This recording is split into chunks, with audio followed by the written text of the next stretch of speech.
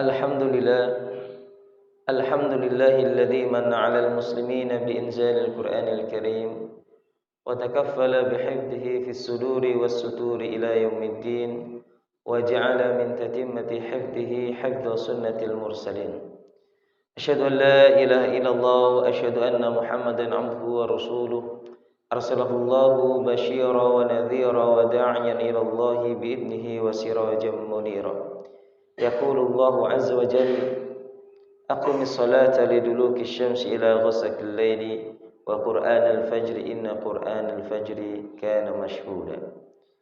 Wa qala nabiyuna Muhammadin sallallahu alaihi wasallam raq'atul fajri khairum minad dunya wa ma fiha.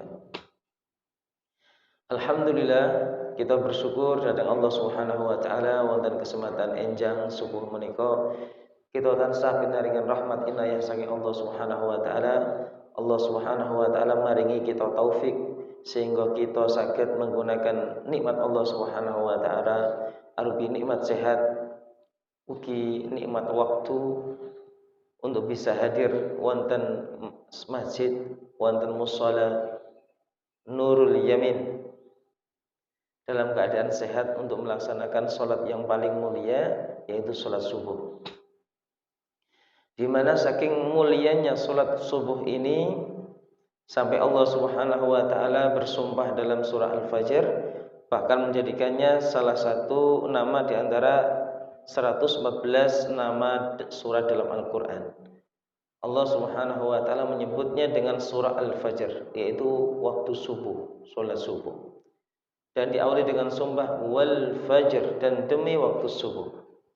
Begitu mulianya waktu ini, begitu mulianya salat subuh ini sampai Allah Subhanahu wa taala mengabadikannya dalam Al-Qur'an.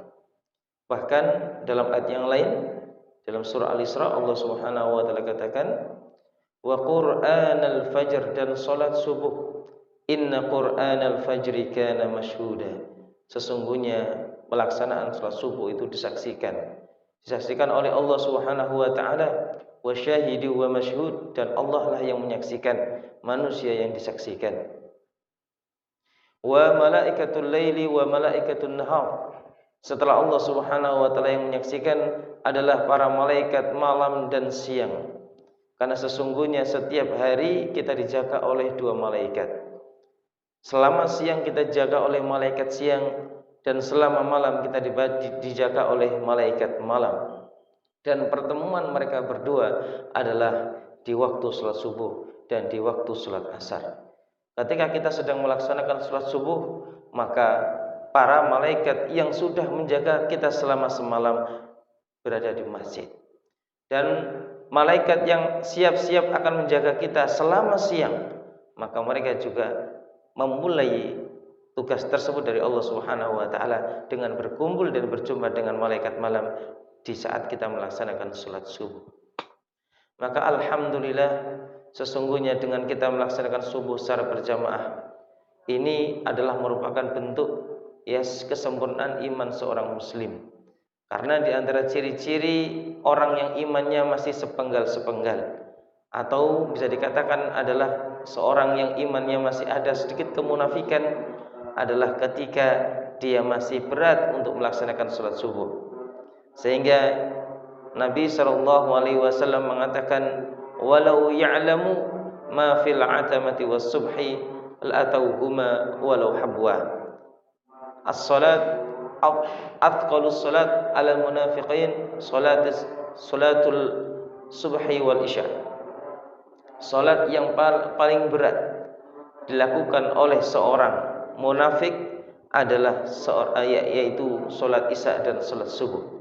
Dan andaikan orang-orang munafik tersebut mengetahui pahala yang Allah Subhanahu wa taala siapkan ketika dia melaksanakan salat subuh dan salat isya di masjid, la atauhuma walau habwa, maka pasti mereka siap untuk datang ke masjid melaksanakan salat subuh dan isya secara berjamaah walau habwa, meskipun harus merangkak dari rumah.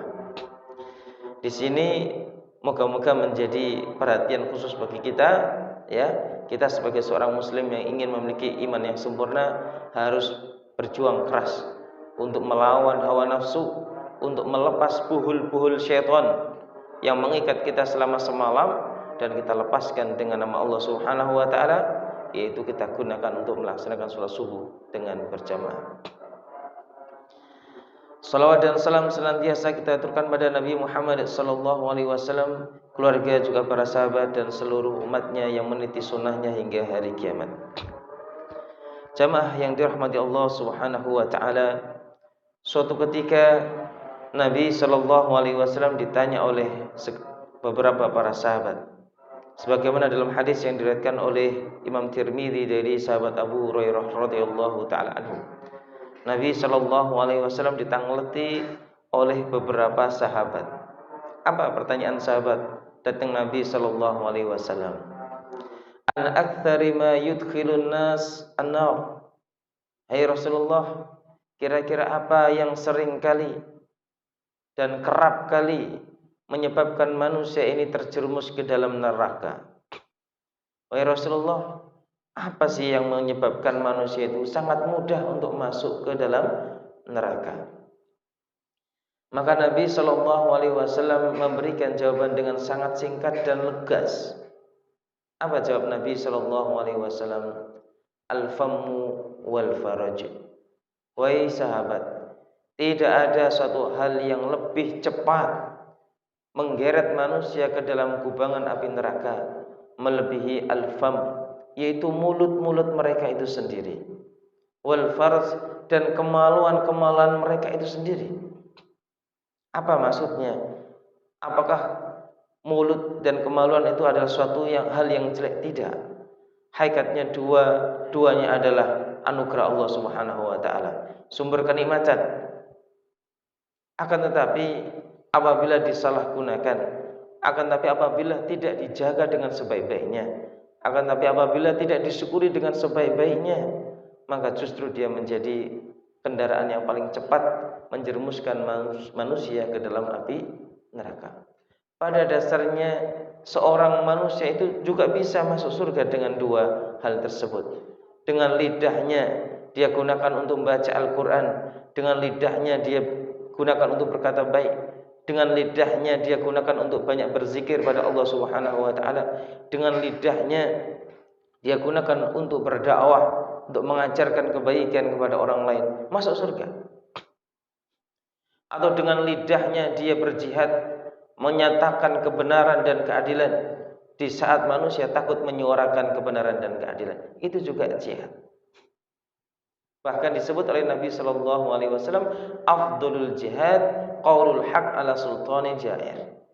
Jihad yang paling utama dalam satu saat, ya, dan tidak ada jihad yang lebih utama saat itu dalam kondisi tersebut, yaitu qaulul haq, tetap berkata benar, tetap berkata jujur, tetap berkata berani ala sultani jair, terhadap regulasi penguasa yang zalim. Itu ternyata jihad juga dengan lidah. Dan juga kemaluan, ketika seorang laki-laki menyalurkan hasrat biologisnya, dia berhubungan badan dengan istrinya, maka sesungguhnya itu adalah ibadah. Para sahabat bertanya kepada Nabi sallallahu alaihi wasallam ketika Nabi mengatakan wa fi bud'i ahadikum shadaqah. Dan ketika kalian berhubungan badan dengan suami-suami kalian atau dengan istri-istri kalian secara halal, sedekah, itulah ketaatan, itulah sedekah. Masya Allah, ya. Nafkah seorang suami kepada istri, sedekah suami kepada istri. Akan tetapi apabila disalurkan ke jalan yang tidak benar, disalurkan kepada wanita atau laki-laki yang tidak halal bagi dia, disitulah zina. Wala taqrabuz zina, dan janganlah kalian mendekati zina. Innahu kana fahishatan wa sa'a sabila. Sesungguhnya perzinahan adalah fahisyah, bentuk perbuatan yang sangat keji. Wa sa'a sabila, dan sejelek-jelek, ya, jalan untuk menyalurkan hasrat biologis tersebut. Jadi jamaah sekalian yang dirahmati Allah Subhanahu wa taala, akan tetapi sungguh sangat jarang sekali di antara manusia yang mampu menggunakan dua anugerah Allah tersebut, baik itu mulut maupun kemaluan, dalam kebaikan. bisa diprosentasi dan itu sangat sedikit sekali. Kebanyakan justru manusia terledor dan lalai dalam menggunakan nikmat lidah dan dalam menggunakan nikmat kemaluan. Lidah yang semestinya bisa kita gunakan untuk menjadi kendaraan kita masuk surga, seringkali kita gunakan untuk memfitnah orang, untuk menghina orang, untuk menipu orang, untuk menyudutkan orang. Ini jamaah sekalian yang dirahmati Allah Subhanahu wa taala. Sampai-sampai Nabi berkata kepada para sahabat, "Takilat ummuka, celaka wahai engkau, celaka ibumu. Wa hal yukabbun nasu fin nari illa hasaidu alsinatihim."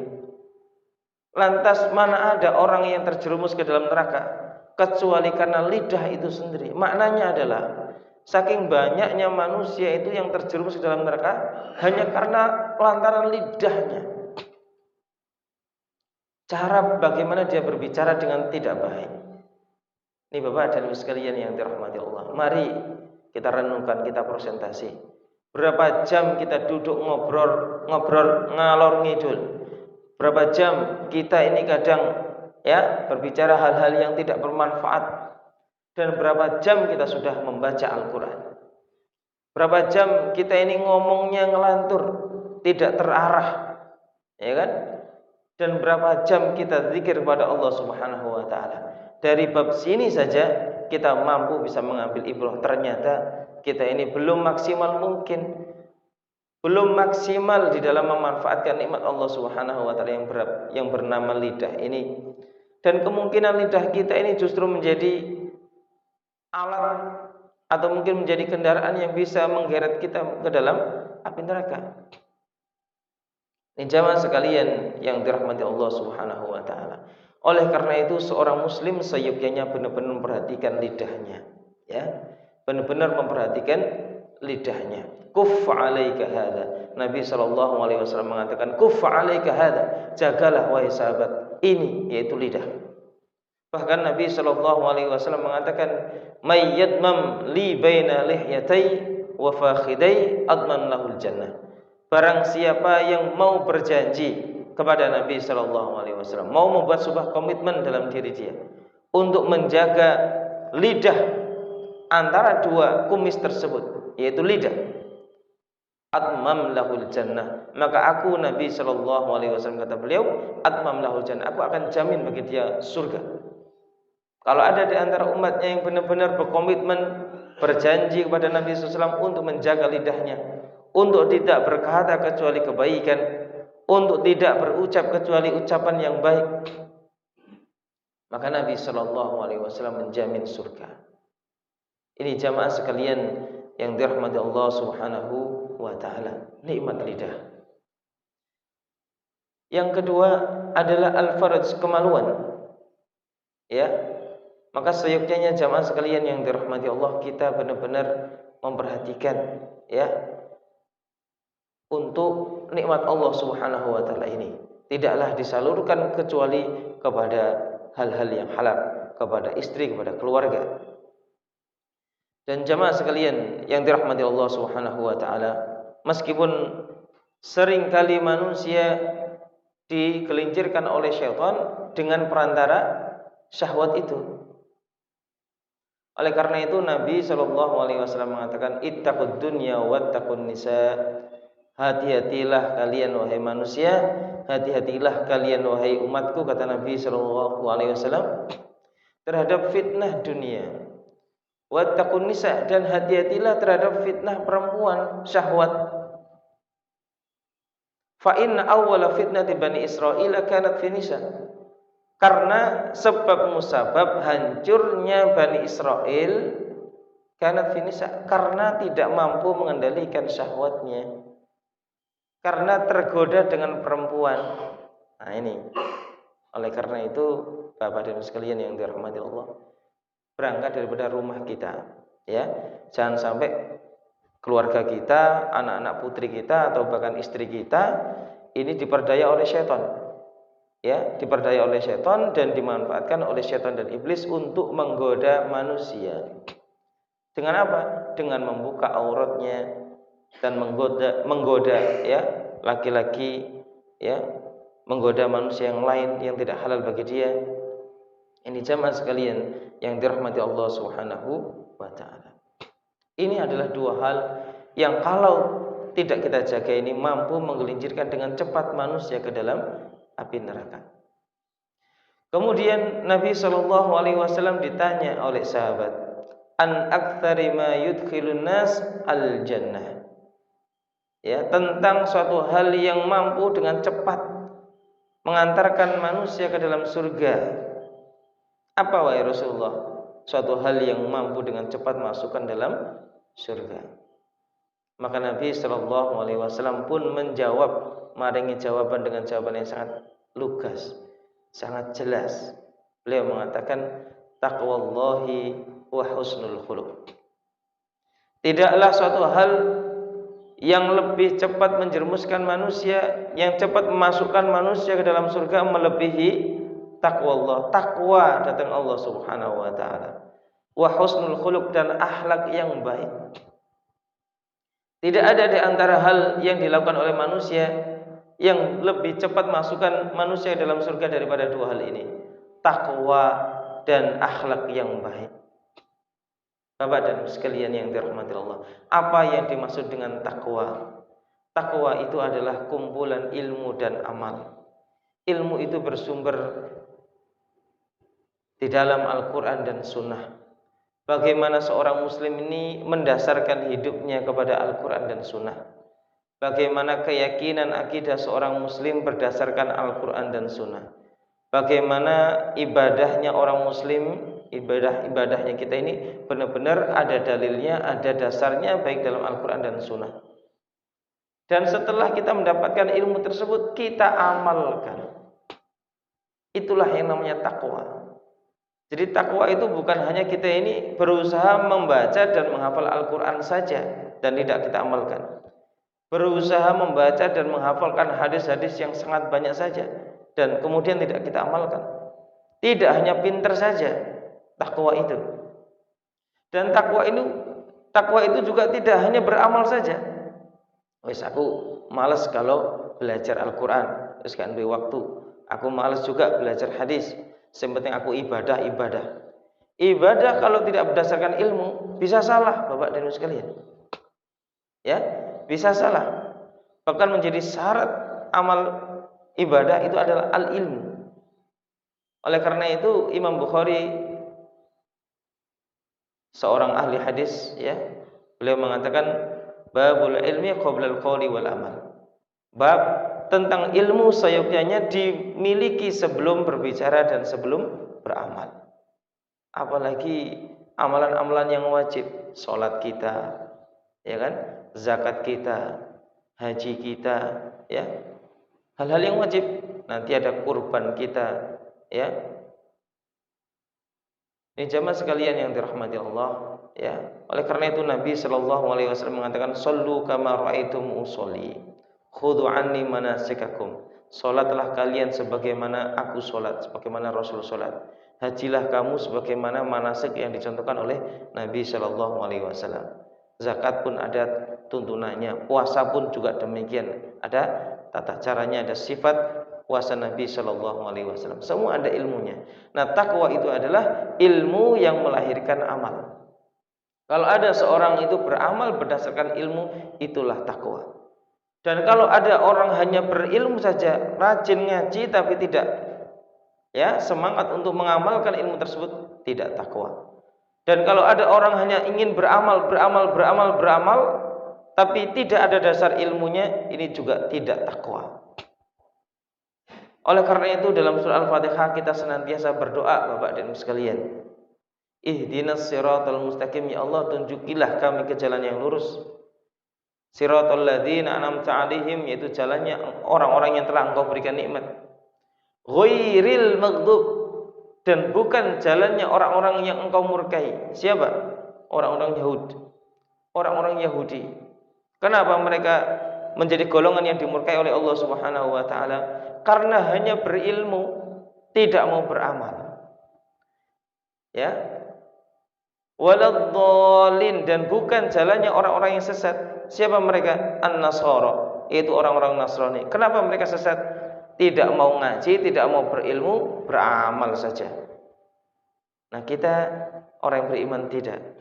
Orang yang beriman, orang Islam adalah siratal ladzina an'amta 'alaihim, jalannya orang-orang yang bertakwa, yaitu orang-orang yang berilmu dan beramal. Oleh karena itu, Bapak dan Ibu sekalian, menuntut ilmu, mempelajari Al-Quran dan Sunnah itu tidak ada batasan strata pendidikannya. Tidak kemudian ketika kita sudah selesai SMA, selesai kita tutup Al-Quran. Tidak berarti ketika kita sudah menyelesaikan strata 1, S1, S2, S3, ya, atau profesor, kemudian kita menutup Al-Quran. Tidak.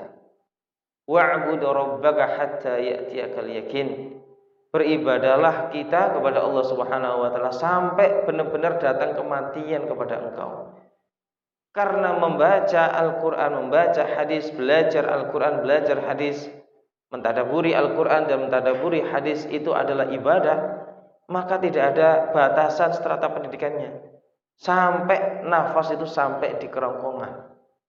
Itulah benar-benar ya belajar mendalami ilmu Al-Qur'an dan Sunnah. Bapak dan Ibu sekalian yang dirahmati Allah Subhanahu wa taala, takwa Allah itulah takwa. Dan tidak ada bekal yang lebih baik dan lebih bermanfaat nanti di hadapan Allah melebihi takwa. Allah berfirman, "Wa tazawwadu fa inna khairaz zadi taqwa." Dan berbekalah.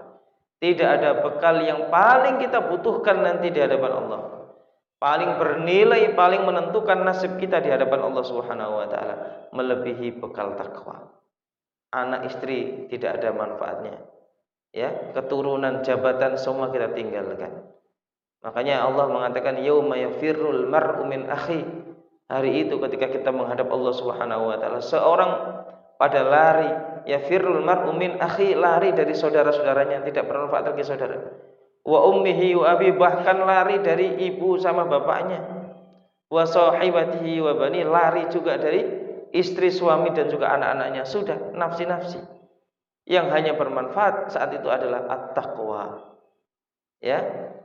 Kenangan kita ini berilmu dan kenangan kita ini beramal. Pernahkah kita ini menimba ilmu dan pernahkah kita ini mengamalkan ilmu tersebut? Ini Bapak dan Ibu sekalian yang dirahmati Allah. Dan yang kedua, kata Nabi sallallahu alaihi wasallam, yang mampu mengantarkan manusia dalam surga setelah takwa ini adalah husnul khuluq, akhlak yang mulia. Bapak dan Ibu sekalian, tidak cukup kita ini rajin ibadah. Ibadah adalah hubungan antara manusia dengan Allah Subhanahu wa taala. Kemudian tidaklah sempurna. Kita ini hanya memperbaiki hubungan kita dengan Allah Subhanahu wa taala sampai kita juga memperbaiki hubungan kita sesama manusia. Itulah hubungan vertikal dan horizontal yang Allah Subhanahu wa taala sebutkan dalam surah Al-Imran. Ya, duribat alaihimud dhillatu ainama thuqifu illa bihablim minallahi wa hablim minan nas. Mereka akan dipukul dengan pukulan kehinaan dari Allah. Mereka akan selalu ditimpa dengan kehinaan sampai mereka ini benar-benar menegakkan hubungan antara dia dengan Allah, hablum minallah, dan menegakkan hubungan antara dia dengan sesama manusia. Jadi tidak cukup kita ini cuma rajin sholat tok. Sampai kita ini rajin sholat dan juga rajin silaturahim, rajin menyambung hubungan, rajin berbuat baik kepada sesama manusia. Tidak cukup kita ini baik dengan Allah saja, ya, tapi harus baik kita ini dengan Allah, hubungan kita dengan Allah dengan melaksanakan perintah-perintahnya dan juga menjaga hak-hak manusia yang lain. Kemudian siapa saja manusia yang harus kita berikan perbuatan yang baik, hubungan yang baik pada mereka? Yas'alunaka madza yunfiqun. Mereka bertanya kepada engkau yang Muhammad tentang kepada siapa mereka harus berbuat baik, menafkahkan sebagian hartanya kepada mereka. Qul ma anfaqtum min khairin falil walidaini wal aqrabina wal yatama wal masakin wa ibnis sabil. Tidaklah kamu mau mengeluarkan nafkah kebaikan, berbuat baik kepada samanya kecuali kepada falil walidain, kepada kedua orang tua.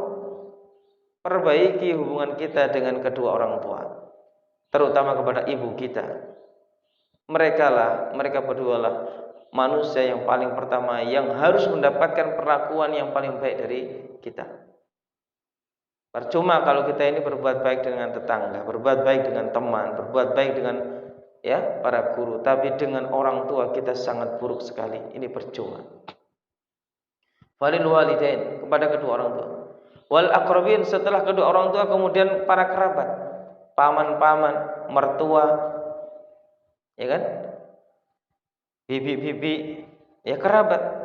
Wal aqrabin wal yatama, orang tua sudah kita layani dengan baik, sudah kita bergaul dengan baik dengan akhlak yang mulia, kerabat juga kita sudah bergaul dengan akhlak yang mulia. Wal yatama, kemudian anak yatim. Bapak dan Ibu sekalian, anak yatim yang ada di sekitar kita itu adalah anak-anak kita juga. Ya, anak-anak yatim yang ada di sekitar kita itu adalah anak-anak kita. Anak yatim yang ada di sekitar kita itu adalah anak-anak Nabi sallallahu alaihi wasallam, titipan Nabi sallallahu alaihi wasallam. Sampai Nabi berpesan kepada umatnya, kepada kita, ana wa kafirul yatim kahataini. Ya umatku, sesungguhnya aku akan menjamin kalau kalian kemudian memperhatikan anak yatim, maka kalian bersama aku seperti jari telunjuk dengan jari tengah. Ya, akan didekatkan oleh Allah Subhanahu wa taala dengan aku di surga seperti dekatnya jari telunjuk dengan jari tengah. Ini adalah jaminan dari Nabi sallallahu alaihi wasallam. Ya, jangan sampai ada satu lingkungan muslim mapan-mapan bagus-bagus, tercukupi kebutuhannya, kemudian ada di satu sudut rumah, di situ ada satu keluarga di mana ada anak yatim di dalamnya, kelaparan, bahkan sampai meninggal karena tidak makan berapa hari. Wal iyazu billah, dosa semua karena ada anak yatim di situ. Ini jamaah sekalian yang dirahmati Allah Subhanahu wa taala. Wal yatama wal masakin, dan orang-orang fakir miskin yang ada di sekitar kita. Ya. Ini jamaah sekalian yang dirahmati Allah Subhanahu wa taala. Nah, demikianlah tadi hal-hal yang bisa mengantarkan kita ke dalam neraka, yaitu lidah dan kemaluan yang tidak dijaga dengan sebaik-baiknya, dan juga dua hal yang mampu mengantarkan kita ke dalam surga Allah Subhanahu wa taala, yaitu takwa pada Allah dan akhlak yang mulia. Dan akhlak yang mulia telah dicontohkan oleh Nabi sallallahu alaihi wasallam dan telah tergambar dalam perbuatan beliau, dan sumber akhlak itu adalah Al-Qur'an, tidak ada yang lain. Wa innaka la'ala khuluqin 'adzim, dan sesungguhnya wahai Muhammad, engkau dengan Al-Qur'an yang engkau terima itu, engkau berada di atas akhlak yang mulia. Semoga sedikit ini bermanfaat. Subhanakallahumma wa bihamdik, asyhadu an la ilaha illa anta, astaghfiruka wa atubu ilaik. Assalamualaikum warahmatullahi wabarakatuh.